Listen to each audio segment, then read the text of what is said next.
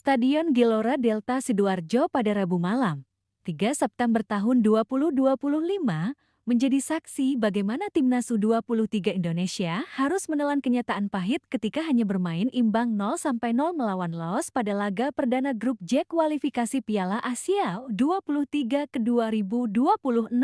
Ribuan penonton yang memadati stadion semula berharap Garuda Muda akan mengawali perjalanan dengan kemenangan meyakinkan. Namun, kenyataan di lapangan justru berbanding terbalik.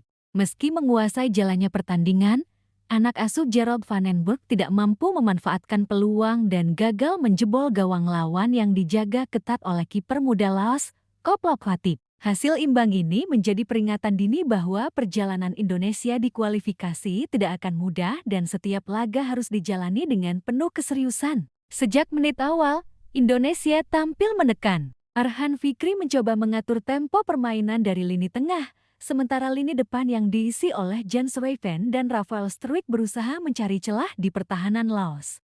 Sempat ada momen ketika Indonesia berhasil mencetak gol cepat melalui sundulan Jens Ruijven, tetapi wasit menganulirnya karena offside. Setelah itu, meski dominasi terus terjaga, tidak ada peluang emas yang benar-benar berbuah gol. Laos bertahan dengan disiplin, menerapkan pola 5 bek yang rapat, sementara gelandang mereka juga turun membantu memadatkan area pertahanan. Pola ini membuat serangan Indonesia selalu kandas sebelum masuk ke kotak penalti. Kekecewaan supporter makin terasa seiring berjalannya waktu. Setiap kali peluang tercipta, Koplok Khatib, kiper berusia 19 tahun, tampil sigap melakukan penyelamatan. Beberapa kali ia harus berjibaku menahan tembakan keras dari Ruijven, Struijk, maupun percobaan jarak jauh dari Doni Tri Pamungkas. Performa gemilang sang kiper membuat mental pemain Indonesia goyah. Frustrasi mulai terlihat, terutama pada babak kedua ketika koordinasi antar lini mulai kacau. Arhan Fikri beberapa kali mencoba mengatur serangan, namun umpan-umpannya terlalu mudah terbaca lawan. Van den Berg dari pinggir lapangan terlihat gusar.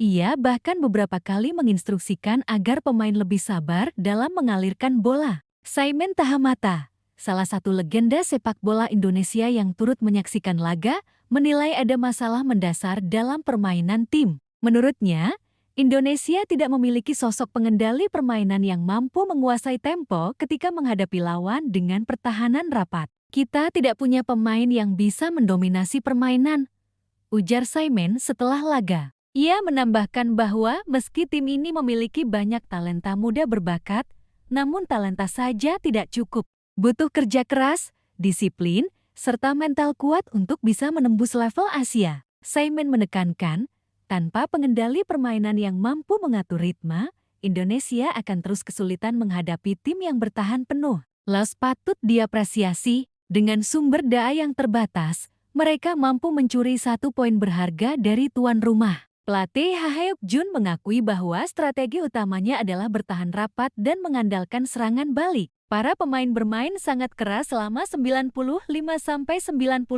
menit untuk meraih 1 poin. Meskipun pertandingannya sulit, inilah hasil yang kami dapat, kata pelatih asal Korea Selatan itu. Strategi tersebut berhasil menahan serangan Indonesia yang sebenarnya cukup variatif. Namun, karena penyelesaian akhir yang buruk, dominasi Garuda Muda tidak ada artinya. Kiper Laos, Koplok Khatib, menjadi pahlawan utama. Ia dengan rendah hati menyampaikan rasa terima kasih kepada pelatih kiper dan rekan-rekan setimnya yang telah bekerja keras. Saya berterima kasih kepada pelatih dan pemain yang bekerja keras malam ini. Juga untuk semua orang, khususnya pelatih kiper yang terus mengingatkan saya, ujarnya. Perkataan itu menunjukkan bahwa kemenangan sebuah tim, atau dalam kasus ini hasil imbang yang berharga, bukan hanya soal individu, tetapi tentang kolektivitas dan kebersamaan. Di sisi lain, pelatih Gerald Van den Berg tak bisa menyembunyikan rasa kecewanya. Menurutnya, tim seharusnya bisa meraih kemenangan dengan mudah melawan Laos. Ia menyoroti buruknya penyelesaian akhir yang menjadi faktor utama kegagalan meraih 3 poin. Dengan melawan tim ini, kita seharusnya menang dengan mudah. Tapi penyelesaian akhir kita tidak cukup bagus, ujarnya dalam sesi konferensi pers. Van den Berg juga menyadari bahwa timnya terlihat tidak bermain sebagai satu kesatuan. Hal ini berbeda jauh dengan ketika Indonesia menghancurkan Brunei Darussalam 8-0 pada ajang ASEAN U23 beberapa bulan sebelumnya. Saat melawan Brunei, berapa gol di babak pertama, berapa gol di babak kedua? Itu perbedaannya, sindirnya, menyinggung performa yang jauh menurun. Masalah ini sebenarnya bukan hal baru. Dalam beberapa pertandingan terakhir, lini depan Indonesia memang sering bermasalah dengan efektivitas. Statistik menunjukkan bahwa mayoritas gol Indonesia dalam 6 laga terakhir datang dari situasi bola mati. Ketika menghadapi lawan yang solid dalam bertahan, skema ini tidak selalu berhasil. Maka dari itu, sangat penting bagi pelatih dan staf teknis untuk segera mencari solusi agar tim tidak lagi bergantung pada set pieces. Situasi makin menantang karena setelah menghadapi Laos, Indonesia akan bertemu Makau dan Korea Selatan. Makau, meski dihajar Korea Selatan dengan skor 0-5 pada laga pertama, tetap tidak boleh diremehkan.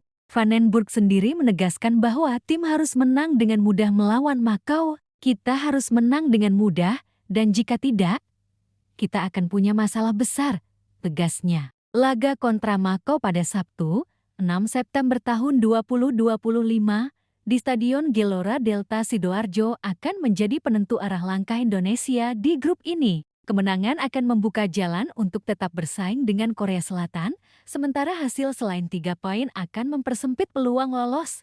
Setelah itu, ujian sesungguhnya menanti ketika Indonesia bertemu Korea Selatan pada 9 September tahun 2025. Tim negeri Ginseng merupakan juara Piala Asia U23 2020 dan memiliki tradisi kuat di level ini. Vandenberg menegaskan bahwa targetnya tidak berubah, yakni kemenangan. Namun, dengan melihat performa saat melawan Laos, tugas itu terlihat sangat berat. Indonesia tidak hanya harus memperbaiki penyelesaian akhir, tetapi juga meningkatkan koordinasi antar lini dan mental bertanding. Masalah mental memang terlihat nyata. Beberapa pemain tampak frustrasi karena peluang demi peluang gagal berbuah gol. Bahkan terjadi insiden kecil ketika Kadek Aral terlibat adu mulut dengan pemain Laos di menit akhir. Hal ini menunjukkan bahwa tekanan tinggi membuat konsentrasi pemain buyar. Jika masalah ini tidak segera diatasi, akan sangat berbahaya ketika menghadapi tim kuat seperti Korea Selatan. Manajer Timnas, Sumarji, menambahkan perspektif lain terkait skuad. Ia mengungkapkan bahwa Adrian Wibowo, pemain Los Angeles FC yang sedang dalam proses naturalisasi, belum bisa diturunkan. Alasannya karena paspor Wiani Adrian telah kedaluarsa dan masih dalam tahap pengaktifan kembali. Proses ini mirip dengan yang pernah dialami Ilken Baget. Sementara itu, 2 pemain naturalisasi lainnya, Moro Zildstra dan Miliano Jonathans, sudah bisa dimainkan. Dengan tambahan mereka, diharapkan kualitas skuad meningkat pada laga-laga berikutnya. Sementara itu, membandingkan dengan Malaysia yang juga gagal pada laga perdana melawan Lebanon, terlihat bahwa kedua negara serumpun ini menghadapi masalah serupa. Tumpul di lini depan. Kapten Malaysia, Ubaidullah Syamsul, mengaku frustrasi karena timnya tidak mampu mencetak gol meski sudah berusaha keras. Kondisi ini menunjukkan bahwa problem efektivitas serangan bukan hanya milik Indonesia, tetapi juga menjadi pekerjaan rumah bagi tim-tim Asia Tenggara yang ingin bersaing di level Asia. Jika ditarik ke gambaran besar, hasil imbang ini memang bukan akhir segalanya, tetapi menjadi alarm penting. Indonesia harus menyapu bersih 2 laga sisa melawan Makau dan Korea Selatan untuk memastikan tiket ke putaran final di Arab Saudi, atau setidaknya masuk kategori runner-up terbaik dari seluruh grup. Namun, jalan ke arah itu tidak mudah. Makau mungkin bisa dikalahkan, tetapi melawan Korea Selatan jelas membutuhkan performa terbaik. Publik tentu berharap tim bisa bangkit. Para pemain harus segera melupakan kekecewaan melawan Laos dan fokus penuh pada laga berikutnya. Mental bertanding, ketajaman di depan gawang, serta koordinasi antar lini harus ditingkatkan. Pelatih dan staf kepelatihan juga harus bisa memaksimalkan pemain yang tersedia. Seperti kata Simon Tahamata, sistem permainan harus dibangun sesuai kualitas yang ada, bukan memaksakan skema yang tidak cocok dengan karakter pemain. Kekecewaan besar di Sidoarjo seharusnya menjadi motivasi tambahan. Para pemain muda ini tidak hanya membawa nama pribadi, tetapi juga martabat bangsa di level internasional. Kegagalan mencetak gol melawan Laos harus dijadikan pelajaran berharga bahwa dalam sepak bola modern, dominasi tidak ada artinya tanpa efektivitas. Setiap peluang harus bisa dikonversi menjadi gol. Tanpa itu, perjalanan di kualifikasi hanya akan berakhir sia-sia. Harapan kini tertuju pada Sabtu malam ketika Indonesia kembali berlaga. Dukungan publik akan kembali mengalir, stadion akan kembali dipenuhi supporter yang menyanyikan yel-yel, dan seluruh bangsa akan kembali menaruh asa pada tim muda ini. Pertanyaannya, apakah Garuda Muda mampu bangkit dari tekanan, atau justru semakin terpuruk dalam masalah besar? Semua jawabannya akan terungkap dalam laga-laga berikut.